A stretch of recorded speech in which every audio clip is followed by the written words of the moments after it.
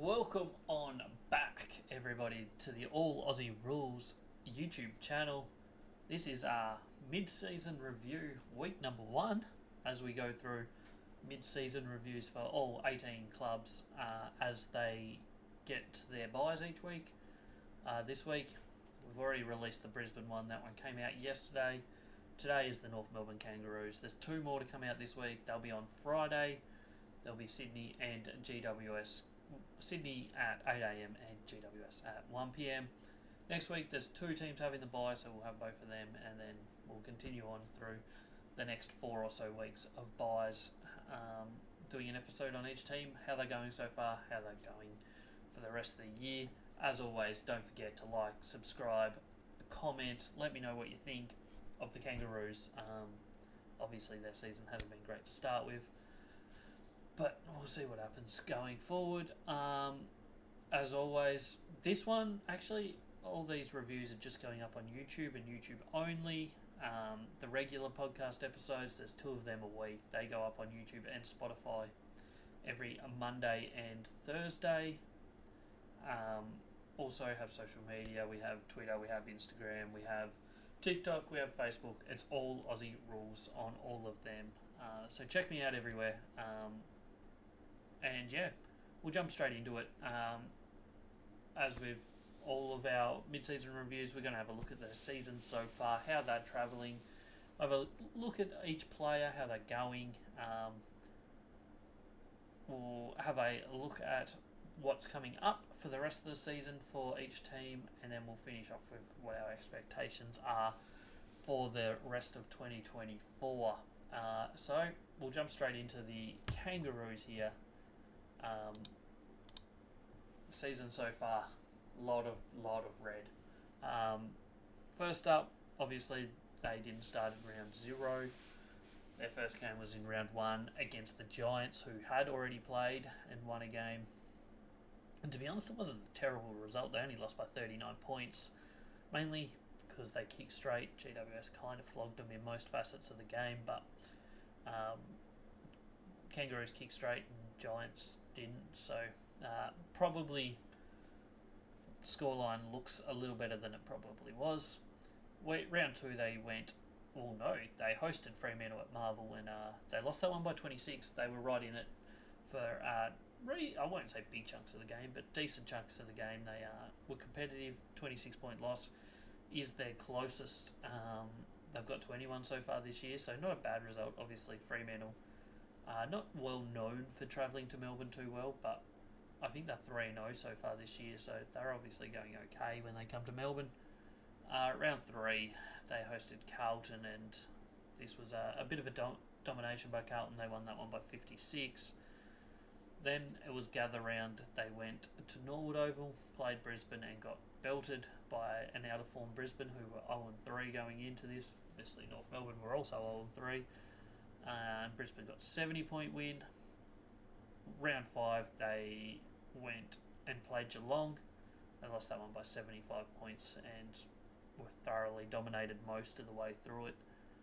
Up until this point, so far this year, that is their biggest loss of the year. So not 75 points when 0-11 as their biggest loss isn't terrible. There's 2 teams that have had bigger losses. Richmond have obviously had 2. They had lost by 119 and 91. And then on the weekend just beat West Coast, lost by 99. So that's one slight positive, but a lot of that has to do with the fact that the Kangaroos tend to kick very accurately in front of goal. Round 6, they had Hawthorn, and this was widely seen as a chance for them to win, but from round 6 onwards, Hawthorn have been really quite competitive. Got themselves into form against North Melbourne. They won by 45 points, Hawthorn did, and Kangaroos slumped to 0-6, and all of a sudden it was very much panic stations at the Kangaroos. Round 7, they had Adelaide down at Blunston and were never in that game. Adelaide won that one by 57. They then had St Kilda in Melbourne, and probably as close as they've got to a team, in my opinion, this year. Obviously, Fremantle was a closer points wise, but St Kilda aren't travelling well. It was a solid chance for them to win, and they couldn't do it. They lost by 38. They then went away to Gold Coast, which was up in Darwin, and lost that by 68 points. Gold Coast at home, very good. I know Darwin's their second home, but even Darwin are very, very good. They haven't lost there yet. Essendon, they were competitive for the first half. I think they were only down 7 points or so at half time. They won the second quarter, ended up losing by 40 points, which isn't terrible, but it's also not great. Round 11, they played Port Adelaide, and they lost that one by 59 points down at Blunston Arena. They're now up to round 12, which is a bye for them, and I bet you every single one of them is glad. Because, hey, at least this week they're not going to have a loss. Looking at where they're at, what they're doing, as I've slightly mentioned just before, they are the most accurate team in front of goals in the league, and that kind of helps them quite a lot, because otherwise they would be very, very bad. Points for, the 17th. Points against, the 18th. Forward efficiency, the 18th. Inside 50 differential, the 18th. Disposal efficiency is quite high at third, but there's reasons for that. We'll get into that in a minute. Clearance differential, 13th. Tackle differential, 14th. So all these stats just explain why they're so far off the pace. Looking at them as a team, obviously 0-11, not where anybody wants to be at any point of time. Their first quarters, they've won one first quarter this year. That was in round 2 against Fremantle. They've managed to win 2 second quarters. One of them was against Fremantle in round 2. The other one was round 10 against the Bombers. They've won one first half, which obviously was the Fremantle one, because they won both the first 2 quarters. They've only managed to win one third quarter, which was against Brisbane in round 4. And they've managed to win 2 fourth quarters, one of them against Essendon and one of them against Adelaide. Haven't won a second half yet this year. It's bleak reading. They've played 44 quarters this year, and they've managed to win 6 of them. Is that right? 3, 5, 6. 6 out of 44. It's not good enough by any stretch of the imagination. They've won one half out of whatever that is, 22 halves of football, and they end up losing that game by 26 points. It's just bleak reading. It's bleak reading. Looking at some of the other stats, disposals, there's been a few games where they've won the disposals but there's been 6 games where they've absolutely been dominated in disposal count. Kicks, pretty even. Handballs, they usually lose that. Inside 50 count, they've managed to win once this year, which was against Fremantle, which obviously was a good game from them. They obviously fought it out pretty well. They won the first half. They just kind of didn't run it out well enough and lost it, but to the better team. But yeah, other than that, they've lost the inside 50 differential every single week. They're minus 17.18 inside 50s per game. You're just not going to be able to win if you're not getting the ball forward enough. It's that simple. One game they lost the inside 50 count by 40. That was against Brisbane at Norwood Oval. Disposal efficiency, as I said, is quite high. In fact, in just the raw number, is one of the best in the league. But overall, the disposal efficiency difference, they're actually minus, which is in my eyes, this is how I see it, is that there's just no pressure in their games. Other teams don't have to force too much because they know they don't have to. And they just, rely on being the better team, the opposition, and it will win them every time because Kangaroos just, good enough. Forward efficiency, one of the worst in the leagues at this. They've managed to win it once this year, which was round 10 against Essendon. Other than that, they've been heavily smacked in forward efficiency most weeks. The defence just doesn't hold up and their forward line doesn't do enough. Obviously, their forward line does kick straight when they get goals, when they get shots at goal, but getting from the ball forward to then getting shots on goal doesn't happen anywhere near often enough. Their numbers are very, very low for that.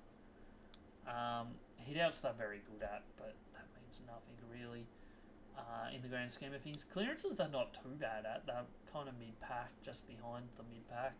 Centre clearances they're solid. Really solid actually. They pretty much break even on the average. Stoppage clearances they slightly down, but not by much. Not worth panicking about, certainly.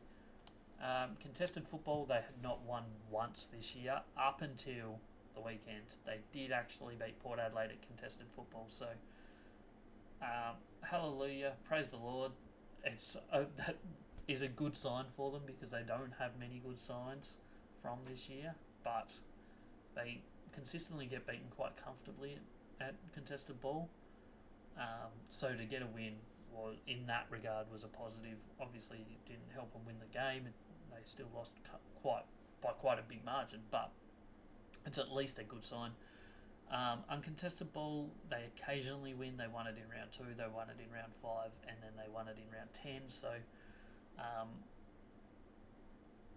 I mean, it's nothing to be too excited about winning uncontested ball. They tend to have pretty uncontested games, as I mentioned before, and they still lose out on that. Turnovers, they have lost the turnover game every single week this year. That they are the only team in the league that has done that, and not surprisingly. The closest they've got to teams was -4 in round 2 against Fremantle and -4 against Port Adelaide in round 11. It's just a really bad number. They're clearly the worst team in turnover game. Marks isn't too exciting. Marks inside 50, they get smacked in, which isn't a surprise because they don't go forward. Contested marks this week against Port Adelaide was their first winning contested marks for the year. So far, they've only managed to be leading matches for a total of 145 minutes through 11 games. So, as you can tell, works out to be 13 minutes a game, which is not much of a football game. And 58 of those minutes were in round 2 against Fremantle. Tackle count, they've only managed to win 4 times out of the 11, so not great there, but I mean, it's not the end of the world. Tackles inside 50, obviously, they lose that most weeks due to the fact that they don't get the ball forward. So yeah, that's a look at their stats. It's pretty bleak reading. It's not many positives. I just don't see the light at the end of the tunnel at the moment for them. Unfortunately, it's rough times. They could turn it around, but at the moment, it's very hard to see that happening. Having a look at their players, as I mentioned yesterday with Brisbane, I've kind of changed my rating system and it hasn't fully got all the way through yet because I have to backtrack a long way. But a look at some of their players. Harry Sheezel, I think, has been very good this year. It's good to see him move into more of a midfield role lately. While it doesn't help his stats or make his games look as good, I think it's very good for his development. I think Tristan Xerri in the ruck has been great. One of the big positives for the North Melbourne season. I think he's one of the better young ruckmen in the league. This is 5th year since his debut, so he's probably approaching that point for a ruckman where you really see what they're made of. He's showing some very good signs. Luke Davies-Yanaki should be peaking in his career. He's about that age now. And he's playing some good football. I think he has a little bit of an issue sometimes with some bad turnovers that are costly, but overall he's very good. Tom Powell's been good. Colby McKercher, first-year player, I think he's been one of the best first-year players in the league this year. He's been very good. Zach Fisher has been an okay recruit for them. Aidan Corr's been good as a key defender, as has Charlie Coben. Obviously, they had to step up with the Ben Mackay leaving, and they've kind of filled that role as well as you could expect from them. Other than that, it's once again pretty bleak reading. Um, they don't have much depth, and even their top end talent, like you look at who I just read out, you have Sheasel, who's a second year player, Tristan Zeri, who's 5 years since his debut, Luke Davies-Yanaki, who's 7, Tom Powell, who's a 4th-year player, Colby McCurch is a first-year player, Zach Fisher's an 8-year player, Aiden Core's 12, so he's a senior player, Charlie Coman's 4, Bailey Scott's 6, and George Wardlaw has been solid as well, and he's only a second year. So they just don't have any of that experience. And even in that middle range, like they've got no one that's more than 10 years, really, that's playing good football, or even that great on their list, to be honest. But they also don't have any in that, like, any or many. They've got Luke Davies-Yanaki, who's a 7-year player, Jai Simpkin, who's not playing great, who's an 8th-year player. In that range, that 7 to maybe 12 years is where players tend to peak. And they've just got barely anyone in that range. So they've got no one peaking career-wise, and they've got no senior players also to lead the way. So it is a bit of an issue, their list at the moment, and that's how I see it at least.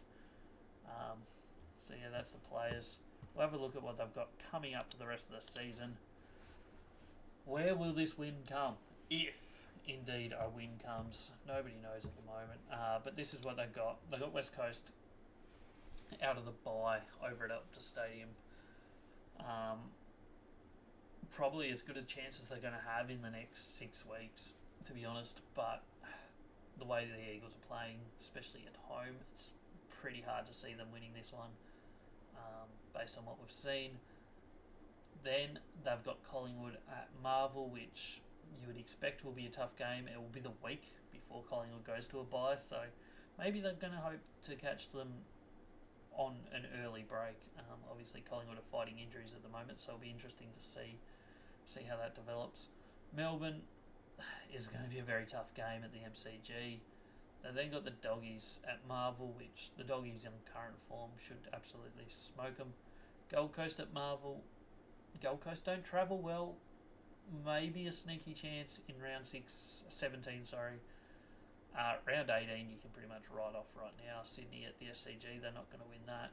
Carlton at Marvel Stadium is going to be very tough as well. Then they've got Geelong at Blunston Arena down in Hobart, which you just don't see them winning. Richmond, round 21, might be a chance there at Marvel Stadium. Richmond don't tend to play Marvel Stadium too often, so that plus the fact that Richmond are struggling with injuries, and I would assume they still probably will be. They might be coming out of it by then, who knows, but that might be their chance right there. The following week they get possibly one more chance, which is West Coast at Blunston Arena. Big travel for West Coast, go from Perth to Tassie. So that's a chance. Then the Bulldogs in round 23, you wouldn't expect to be much of a chance. And then round 24 in Launceston against Hawthorn, which the Hawthorn that we've seen the last 5-6 weeks, you'd say North Melbourne have a very little chance in that one. So bleak reading, there's maybe three potential chances that you could say they might win. There's some that you would be very surprised if they won, and there's a couple you can just write off. Will they win a game? Let me know in the comments, because at the moment I'm finding it hard to say yes. West Coast down in Hobart might be their best chance. Outside of that, it's hard to see many chances. Richmond at Marvel, depending how Richmond's travelling at the time, and maybe Hawthorn at Utah Stadium, maybe. But yeah, I guess we'll wait and see. But it's certainly not looking good for them. So that's my wrap for the mid-season review on the North Melbourne Kangaroos. Let me know in the comments what you think. Are they going to win a game this year? Is this rock bottom for them? We will find out in the future. But let me know what you think. Don't forget to like if you enjoyed what you saw today. Return on Friday for the next mid-season review, which will be Sydney Swans, and then later that day for GWS. Also releasing tomorrow morning will be the next episode of the podcast on Spotify and YouTube. It will be my round 12 preview look at all 7 games on football this weekend. Thanks for tuning in. As always, I hope to see you in the next one, and peace.